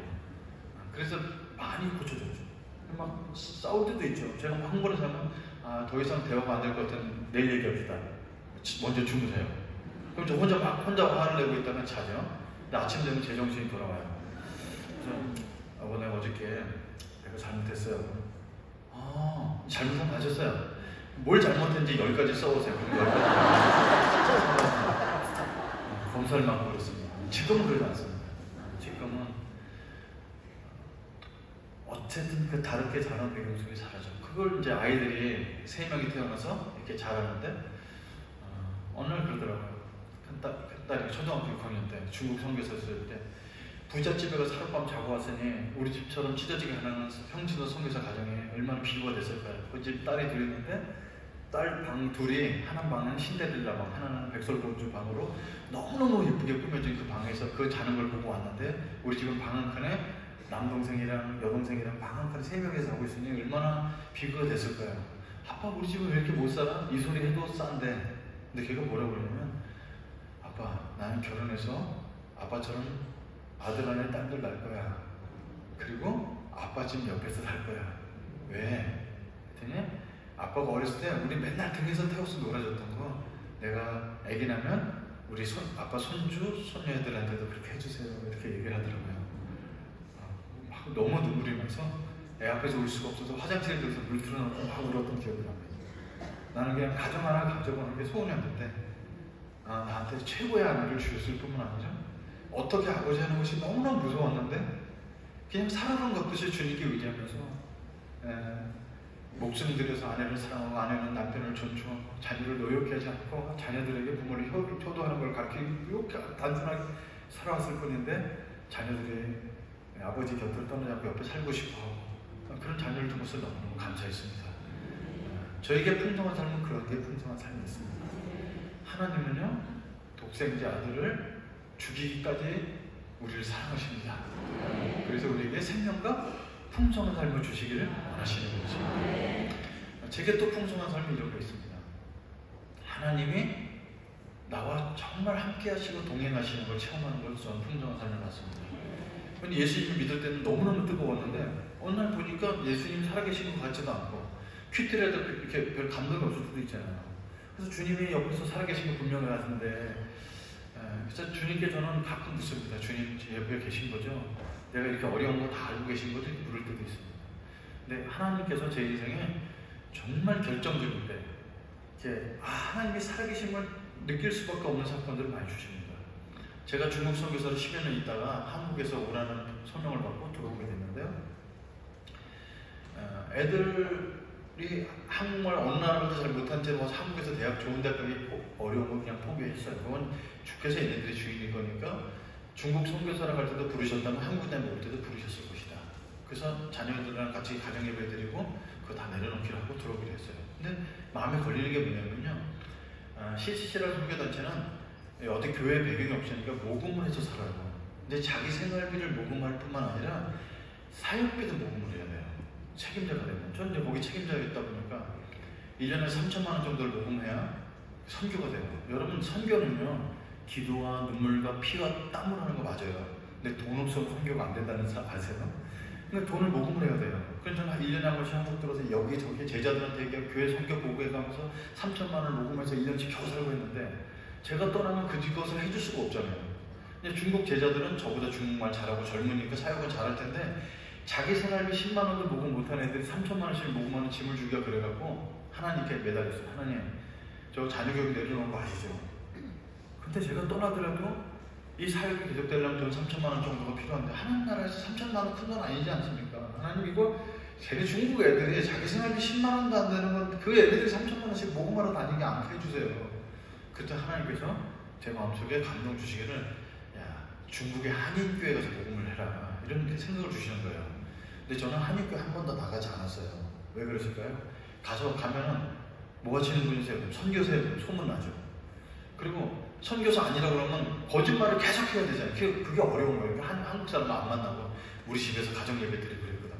그러니까 12년 만에 한인교회 나와서 선교 모금하기가 굉장히 그래서 우리 동네 말고 기차 타고 2시간 떨어진 곳에 한국 사람들이 많이 모여 사는 데가 있어서 거기에 가장 큰 교회 하나를 찍어갖고 거기 가서 모금 한 번만 요청할 수 있도록 기도했어요. 여러분 중국에서는요 이름을 몰라요. 저도 가명 쓰고 다 가명을 쓰기 때문에. 그래서 큰 교회 전화를 걸었더니 비서 집사님께서 전화를 받으셔서 그런 사정이 있어서요. 그럼 담임 목사님 약속을 잡아달라고 부탁했더니 목요일날 오후 2시를 잡아주셨어요. 그래서 양복을 다 입고 우리 제자들의 기도 부탁하고 2시간 동안 기차 타고 가면서 계속 내가 사역한 보고하는 거 컴퓨터에 넣은 거 자료를 갖고 연습해가면서 갔어요.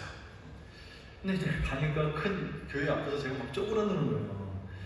그래서 이제 소개받고 담임 목사실 찾아가는데 그 앞에서 갑자기 기도가 되면서 하나님 제 은총을 베풀어 주세요. 저 목사도 아니고 처음 보는 목사님한테 돈 3천만 원 요구하는 게 그거 쉬운 일이야. 300만 원도 안 주실지 모르지만 하나님께서 은총을 베풀어 주셔서 그 목사님과 나랑 처음이 아니고 아는 사람을 만나게 해서 대화가 좀 잘 될 수 있도록 그때 기도를 부탁하고 기도를 하고 문고리를 열고 이제 들어갔어요. 담임 목사님 제가 아는 분을 만납니다. 그 담임 목사님 누구냐면 어렸을 때 저한테 술과 담배 본드를 알려주신 그분이 보게 되는 거예요.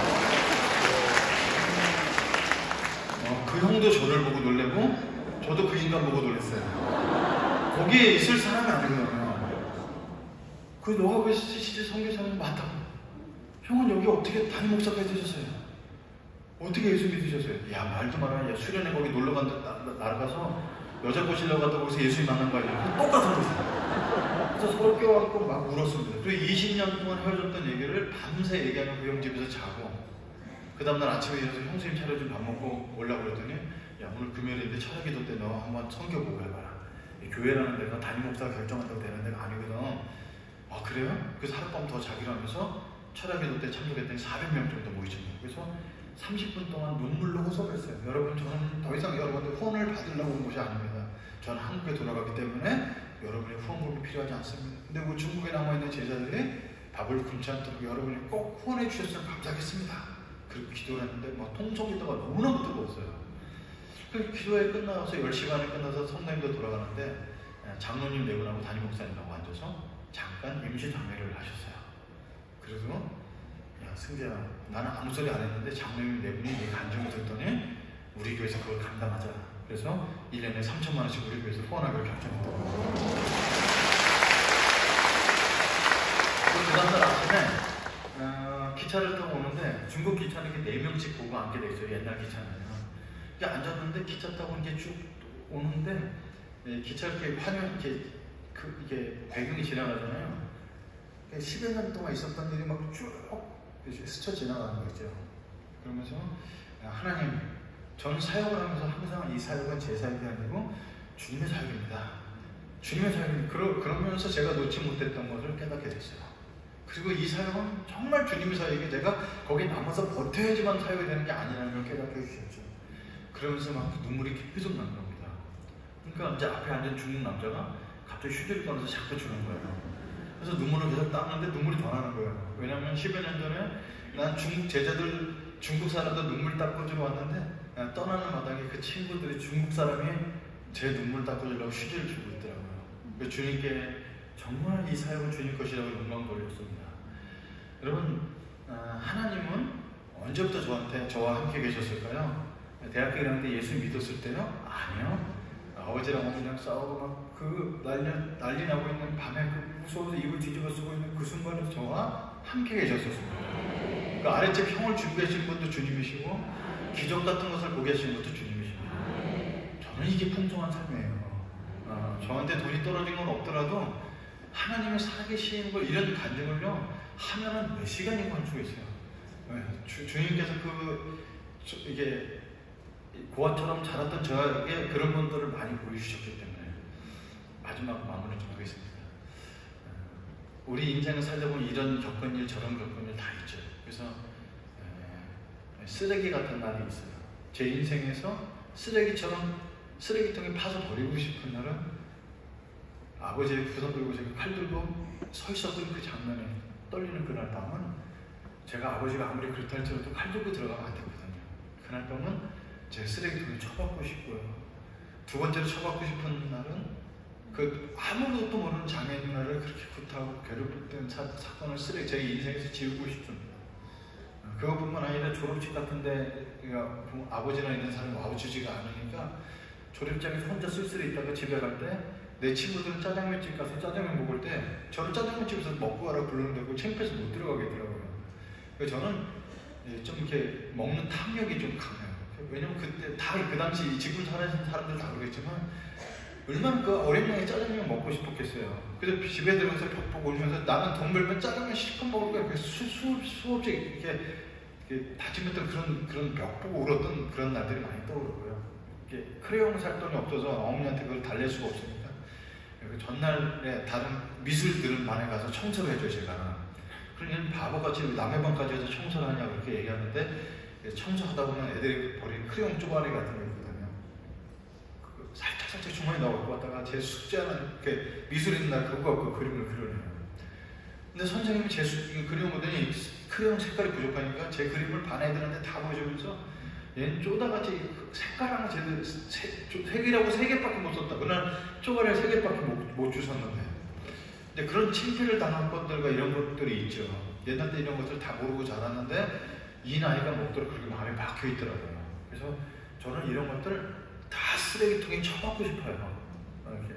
근데 하나님 믿고 하나님 나라에 들어가 보니까 하나님의 로마서 8장 28절 29절에 하나님 뜻대로 부르심을 입은 자들에게는 모든 것이 합력하여 선을 이룬대요.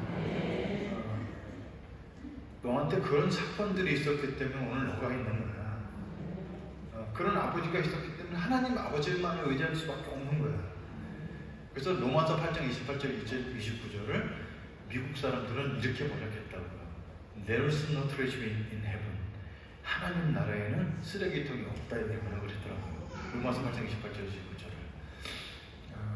저보다 인생에 선배되신 분들이 여기 많이 계실 때 감히 제가 목사님께 이렇게 건면할 수 있죠. 우리가 볼 때는 겪지 말아야 될 일들이 있어요. 이 인생에 이런 건 안 겪었으면 좋겠는 일들이 있어요. 하나님께서 오늘 우리에게 격려하시면서 말씀하십니다. 하나님 나라는 쓰레기통이 없단다. 모든 것이 합력하여 선을 이룬다 말씀하십니다. 오늘 이 자리에 계신 분들 이렇게 교회에서 어떤 봉사를 하시는지 어떤 일을 하는지 저는 알지 못하지만 봉사 이전에 내가 주님께 뭔가를 드리기 이전에 가장 먼저 하나님이 이 땅에 아들을 보내주셔서 내게 생명과 풍성한 삶을 주신 분이라는 것을 잊지 않고 주님께 영광 돌리는 여러분과 제가 되기를 간절히 축원합니다. 기도하겠습니다. 하나님 아버지 고맙습니다. 찬송합니다. 우리에게 생명 주셔서 고맙습니다. 우리에게 가정 주셔서 고맙습니다. 비록 우리 가정이 완벽한 가정이 아니라 할지라도 이 시간에 다시 결단하며 우리 가정을 주님 앞에 올려드리오니 우리 가정에도 생명과 풍성한 삶을 넘치게 해주시고 지금까지 살아왔던 인생 속에 쓰레기통에 접하고 싶은 일들이 있다 할지라도 하나님 나라에 들어와서니 합력하여 선을 이루는 하나님을 믿고 찬양하는 저희들 될 수 있도록 축복하여 주시옵소서. 감사드렸고 예수 그리스도의 이름으로 기도드렸습니다.